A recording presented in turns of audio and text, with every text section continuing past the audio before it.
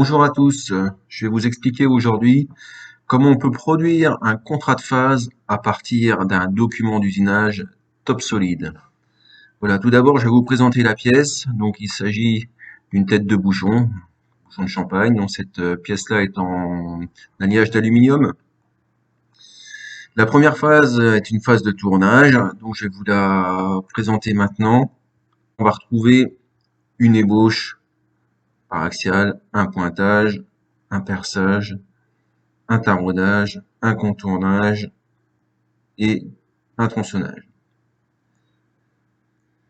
On peut voir aussi sur ce document d'usinage, on peut voir aussi le brut qui est une barre d'alliage aluminium 5083.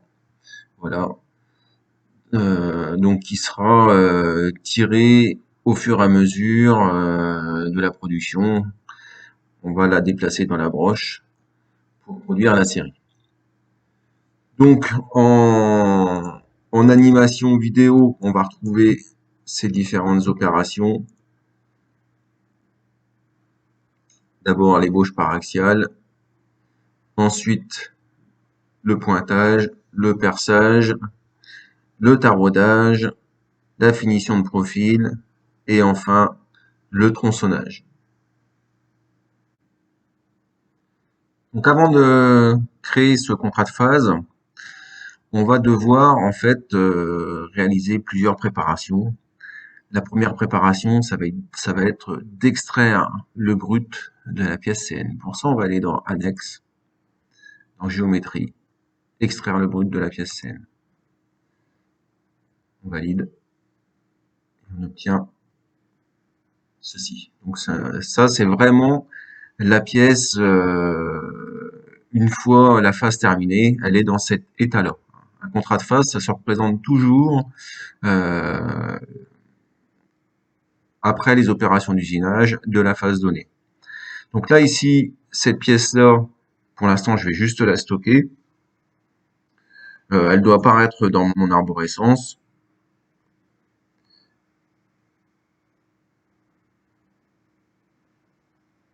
Elle est là, je vais la renommer. Et je vais l'appeler tête phase 20.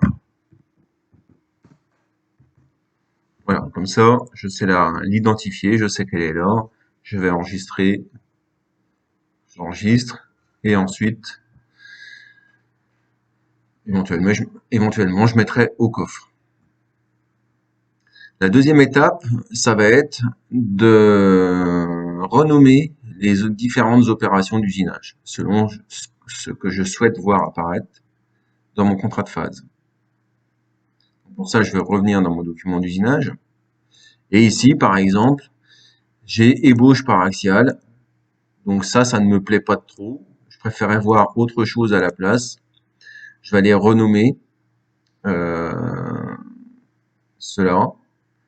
Donc pour ça, je vais aller dans édition, renommer. Et là, j'ai envie de l'appeler ébauche. Je vais l'appeler ébauche du contour extérieur.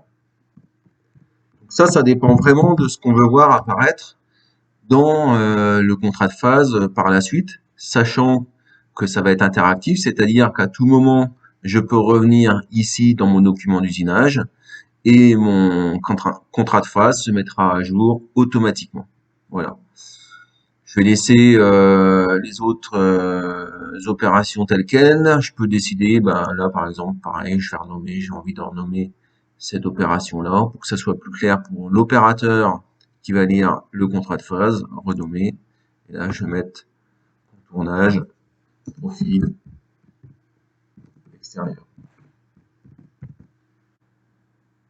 On est presque prêt maintenant à générer notre contrat de phase.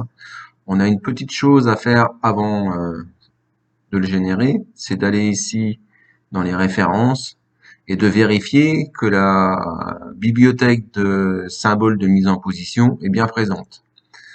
Donc on va référencer la bibliothèque et on va vérifier ici que mise en position, deuxième partie de la norme, c'est bien référencé. Sinon, il faut absolument le référencer. Dès lors que vous sortirez un projet ancien, vous serez obligé de référencer cette bibliothèque-là au minimum. Voilà. Donc, on va pouvoir maintenant appeler le contrat de phase sur notre document d'usinage. Pour ça, on va aller sur, ici on est sur tête phase 20 V2, on va appeler le contrat de phase sur ce document d'usinage là. Voilà. On va appeler une mise en plan. Ici, je vais appeler ce contrat de phase là. On obtient cela. Donc là, on voit bien ici dans nos différentes opérations, dans le tableau des opérations. On retrouve l'opération qui a été renommée au niveau de l'ébauche du contour extérieur et au niveau du contournage du profil extérieur.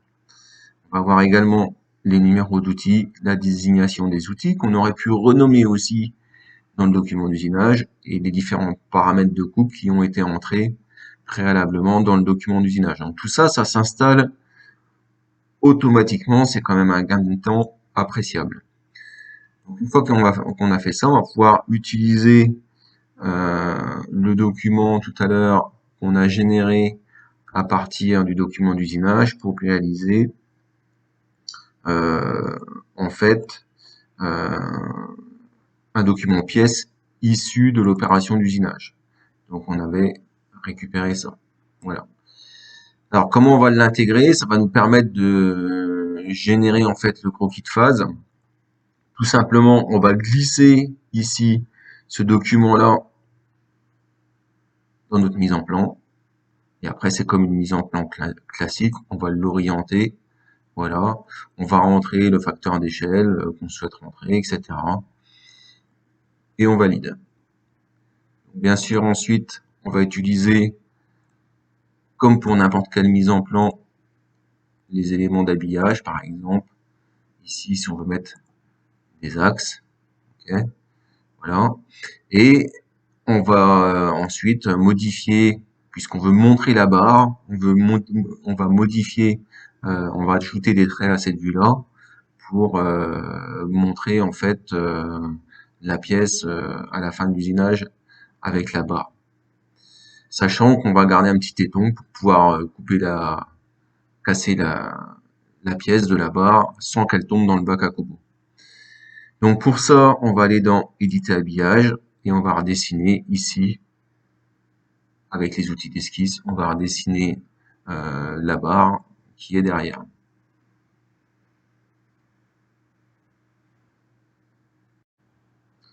Donc là, on a terminé cette partie habillage pour représenter la barre. On peut également représenter les surépaisseurs si on veut dans cette partie-là.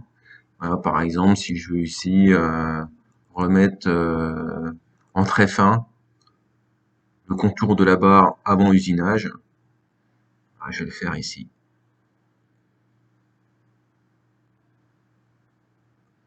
Voilà. Là, tous mes traits sont même épaisseur. Ce que je vais faire, c'est que je vais prendre les attributs géométriques. Donc, il faut être en mode exact. Oui. Et là, je vais sélectionner mes entités. Hop. Donc, je vais pas prendre, bien sûr, je vais laisser les traits d'axe comme ils sont. Je vais décocher aussi mon contour là, puisque je veux qu'il soit en très fin. Je vais enlever également les arêtes fictives. Voilà, ça, je veux que ça reste en très fin. Et là, donc j'ai une épaisseur de trait, je valide. Voilà, comme ça j'ai mon contour qui ressort bien. Et je vais faire la même chose avec ça pour avoir des traits fins. Et là j'ai mes traits fins. Donc là voilà, j'ai tout ce qu'il faut pour pouvoir insérer mes symboles de mise en position, insérer ma cotation de fabrication, et je vais pouvoir aussi placer maintenant mes différents outils. Donc pour les outils, je vais aller chercher déjà l'outil d'ébauche, je vais tout simplement le glisser dans la fenêtre. Ensuite, j'ai un pointage. Je vais aller glisser dans la fenêtre mon pointage. J'ai un perçage. Je vais aller glisser le perçage. Alors, je vais me laisser de la place pour mettre ma cotation quand même. Voilà. J'ai un tarot. Je vais aller glisser un tarot. Voilà. J'ai un contournage. Je vais aller glisser un contournage. Et enfin, j'ai un tronçonnage que je mets ici. Donc après, voilà, on va organiser tout ça dans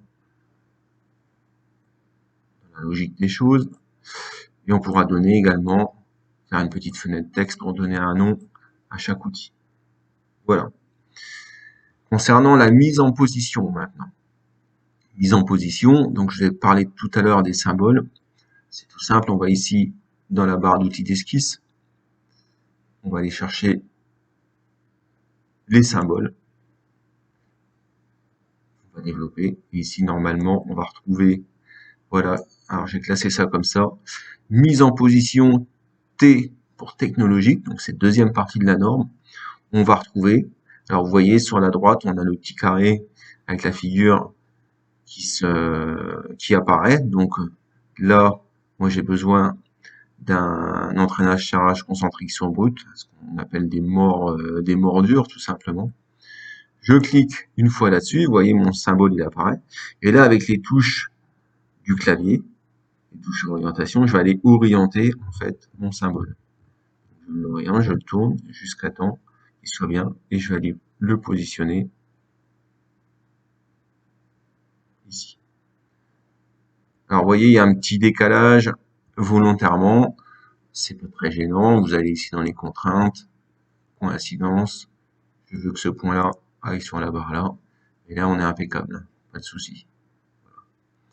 En même temps, je vais avoir besoin d'un autre appui, donc je vais aller rechercher. Donc là, j'aurai en fait centrage long, appui ponctuel. Donc mon appui ponctuel, je vais aller chercher ici. Je vais aller contact ponctuel sur surface brute. Voilà. J'utilise mes flèches, je le pivote, je le pivote, je le pivote. Hop, et je vais aller le positionner ici. Donc ici, bien sûr, je vais devoir indiquer que c'est un contact ponctuel, amovible. Donc il va me manquer ici dans mes outils, il va me manquer une butée que je vais aller chercher, je vais faire mon esquisse, je vais rajouter ma butée de façon à faire mon système amovible. Tout simplement là, je mets du texte, je vais dans l'habillage, voilà, texte, je vais aller mettre ici amovible. Voilà, je le mets en place. Et c'est parti. Donc il reste à faire la cotation maintenant de fabrication.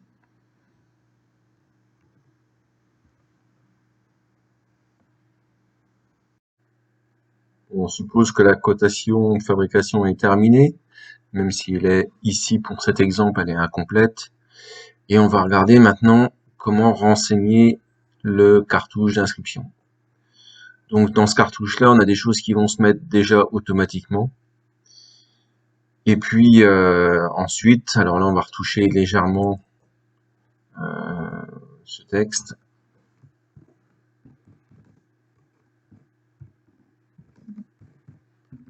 Pour donner la bonne désignation. La quantité également a changé. On était sur 400 pièces cette année. La matière, on clique sur le tiret. C'est un alliage d'aluminium 5083. La machine outil, c'est un Tour As SL10.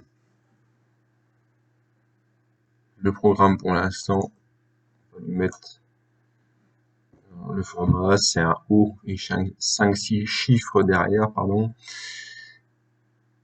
Le mandrin 3 mordures pour le porte-pièce, donc c'est un porte-pièce standard. Le nom, la date qui se met automatiquement. Voilà. On a la possibilité aussi de mettre une image de la pièce finie. Pour ça, on va glisser, vous voyez ici, la pièce dans la mise en plan. Voilà. On va mettre une caméra en perspective. On va garder ça. Le mode de rendu ombré. Voilà. Il va falloir pivoter la pièce, adapter son échelle.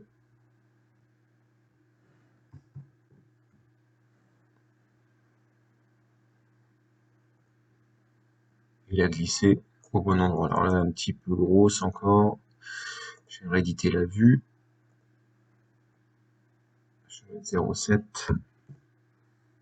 Encore un petit peu trop.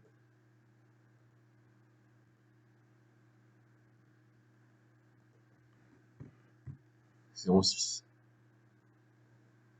Non, on est pas mal.